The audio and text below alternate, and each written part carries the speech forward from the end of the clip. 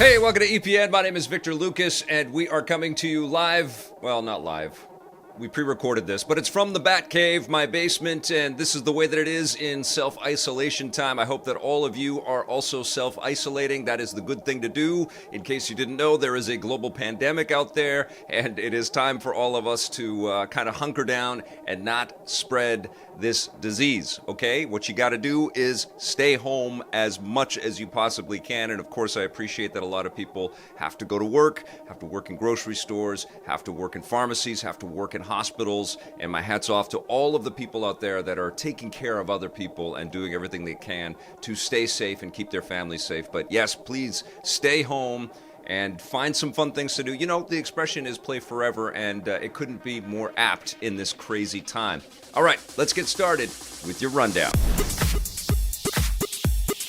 No, you won't be getting your hands on the Xbox Series X in time for Thanksgiving. Microsoft surprised fans yesterday by updating their website to say that their next-gen console would be on store shelves in time for American Thanksgiving, which is on Thursday, November 26th. Unfortunately, a few hours later, they changed this to simply Holiday 2020, saying that Thanksgiving was an error. This could mean that the Series X won't be landing until sometime after Thanksgiving, but hopefully it won't be too long. There's speculation that the system might be getting delayed due to parts shortages caused by COVID-19, but there's been no official indication if that will happen. We're still waiting on an official launch date and price for not just the Series X, but Sony's PlayStation 5 as well. Expect those details this summer. Yeah, we're just going to have to be patient, and that is the crazy world that we're in. I honestly would be surprised if we're going to get either the Xbox Series X or the PlayStation 5 before the end of the year. If you notice, Mark Cerny yesterday said we're going to have the PlayStation 5 by year's end, and I think he was deliberately saying that in terms of it being a fiscal year end. When games hit beta as they get ready for the PlayStation 5 launch at year end, I suspect that there have been so many disruptions that we are likely going to have to wait until next year. But, you know, we may be pleasantly surprised, and a lot of the stuff that's going on with the virus right now is going to be figured out, and the supply chains could all just crank right back up again, and we could get all of these great things in time for the holidays.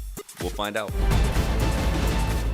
Now, if self-isolation is starting to get you down, there is a glimmer of hope that it might be over sooner rather than later. While movie theaters in North America and Europe are almost entirely shut down for the foreseeable future and massive movies are delayed, theaters in China have slowly begun to reopen. Right now, 17 cinemas across the massive country have resumed operations with a limited number of screenings. That's obviously not a lot, but it does indicate that more theaters might be reopening soon. Yesterday was the first time that China reported no new locally transmitted infections, so hopefully the rest of the world isn't far behind, but we'll just have to sit tight until it's over. Yes, Commander. In the meantime, another big movie is being released on digital platforms ahead of schedule, the new Vin Diesel film, Bloodshot. It was just released in theaters last week, but will now hit home on Tuesday, making it one of the shortest release cycles of all time. It earned just $2 million over the weekend, just before all the theaters shut down. oh, that's not good. Yep, I still think that we're going to see a lot more movie studios figure out ways to digitally distribute their movies across North America and the West. One thing that I have heard about COVID-19 and the perniciousness of this virus is that if we come out of quarantine too soon, the disease can start right back up again, and then people will go back into quarantine. So it could come in waves, which would extend the length of time that there is going to be crazy disruptions in the entertainment industry, but across all sectors. So let's be hopeful that we figure this out. And of course, there are lots of really incredibly intelligent groups out there racing to figure out vaccines and to help protect us. Let's be hopeful for all of that, but let's also be, ready to kind of settle in for a while. And, hopefully the content makers out there are also kind of figuring out strategies for the possibility that we are settling in for a little while. Nothing lasts forever.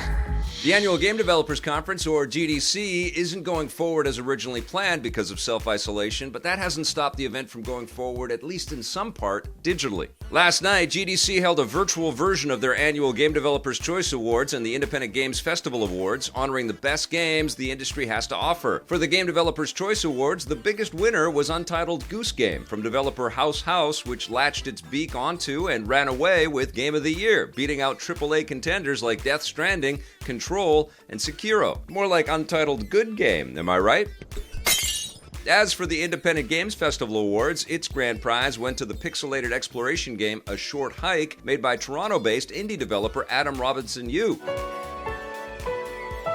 Speaking of GDC, several panels that were supposed to happen at the event are going forward as web presentations hosted by Double Fine's Tim Schafer. You can watch those on the official GDC YouTube channel. Yeah, this was a tough one to kind of grapple with because GDC is one of my favorite events. It's such an awesome time to kind of just relax with people that work so hard to make us really fun, interactive entertainment.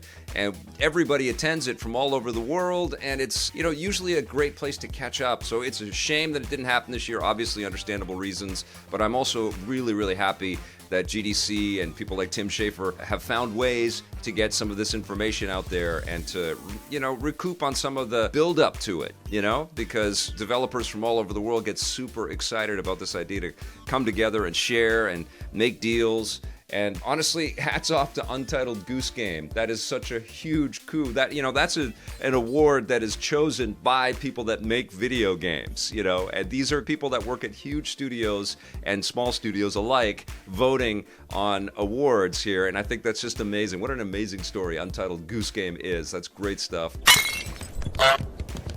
It looks like Activision may have found an ulterior motive when it comes to re-releasing old games. Following the release of the remastered Spyro Reignited trilogy, rumors have come in that the lovable Purple Dragon is getting an all-new game. YouTube channel The Gaming Revolution, which has accurately reported on Activision leaks in the past, claims that a new Spyro title is currently in development, but keep in mind that no official announcements have been made. If true, the Spyro Reignited trilogy was likely Activision's way of testing the waters to see if there would be interest in reviving the Spyro franchise, so apparently there was. Activision is also rumored to be working on a new game starring another classic mascot, Crash Bandicoot, who got his own remastered trilogy around the same time. Yeah, this really speaks to what we were talking about yesterday, doesn't it? These classic games still hold incredible value, a lot of these characters and franchises, and it's great that they get remastered and re-released, and some really wonderful work in both the Crash trilogy and the Spyro trilogy. Loved both of them. But it's also really important to be able to access those original discs and those original games that you may have downloaded to hard drives on whatever new system that you get. It's important for us to be able to access these classic games. Yes? Yes, I see you agreeing. I see you also watching me without your pants on. It's okay. It's okay. Self-isolation means you don't have to feel guilty about staying inside and playing video games all day long. A closed beta test for the new fighting game Guilty Gear Strive is on the way. It will run from April 16th to 19th on the PS4, with sign-ups available now from the game's official website. The beta will let players try out 7 of the game's characters, including their first chance to play as the newcomer, Faust. But I don't think a bag over your head will protect you against COVID-19. Strive is the first all-new console entry in the Guilty Gear series since 2015, and like the previous games, it uses a beautiful anime-inspired art style that transitions seamlessly between the gameplay and cutscenes. The final version of the game lands later this year. This is developed by Arc System Works, who did an amazing job with Dragon Ball FighterZ. They know how to make beautifully crafted, beautifully animated games. I've dug the Guilty Gear stuff that I've reviewed in the past. It's been a long time since I've played one, and certainly we are in this kind of golden age of this resurgence of great fighting games to choose from. I love Arc System Works. They're a fantastic developer, and the Guilty Gear franchise is always good fun. Now, the PS5 and the Xbox Series X aren't the only new consoles coming out this year. Intellivision has released new gameplay footage for the titles coming to their new console, the Amico. The system will launch with 23 games, including new titles and remakes of classic Intellivision franchises like Breakout and Night Stalker, with all of them priced between $3 and $10 US. The Amico itself is priced at $200 US and is scheduled to hit stores on October 10th. Pre-orders begin on March 31st.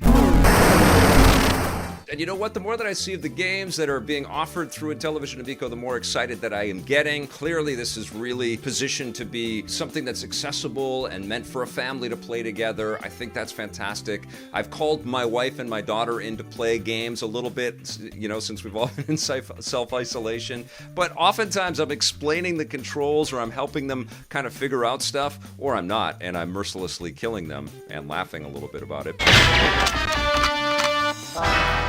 I don't do that, do I, Ruby?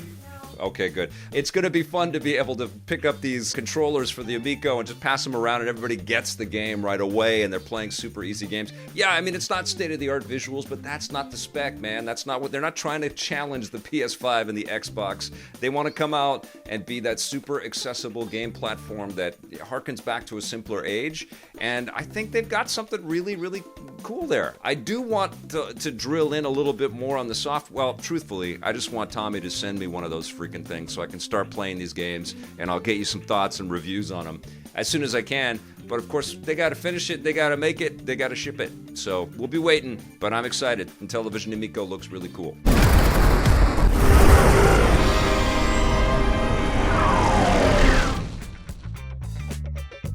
All right, you guys, that's going to do it for our rundown today. Thank you so much for watching. We'll be back again tomorrow with a brand new rundown for you. And in the meantime, you can peruse all of the other content that we've been making for, this is our 5th year on making YouTube content after 20 years of making television content. So basically, we have about 3 or 4 decades, I think 3 decades worth of video game coverage for you to peruse on our YouTube channel. Just dig down a little bit. Check out some of our older playlists and stuff. But new stuff is coming. I've got a review of Doom Eternal on the way soon, and I'll have a review of the new Animal Crossing. Keep your eyes peeled on our channel. If you dig this content, make sure you hit that like button, that subscribe button, share this video with anybody that you know. Thanks for watching, everybody. We'll see you soon, and until then, play forever.